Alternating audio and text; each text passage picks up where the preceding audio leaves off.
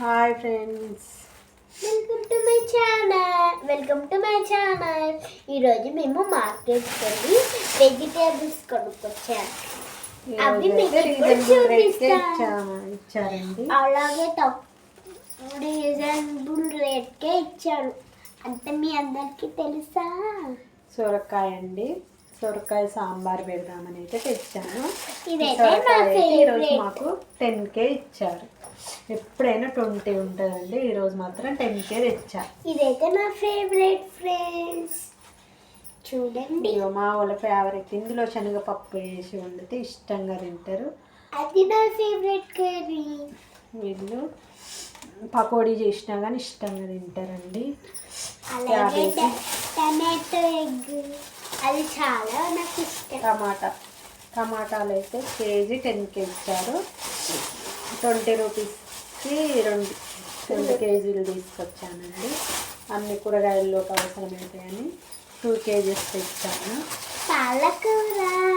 పాలకూర మా ఫ్యామిలీ అందరికీ ఇష్టం.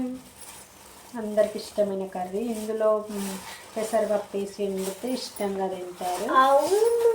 అందుకోసం పాలకూర 20 రూపీస్ తెచ్చా. 6 ఇచ్చానండి. కొత్తిమీర ఎప్పుడైనా 30 రూపీస్ ఉంటుందండి. ఈరోజు 10K తీసుకొచ్చానండి. చూడండి ఎంత ఉందో. అమ్మో, నాకు దీన్ని చూసేసరికి షాక్ అయిపోయా.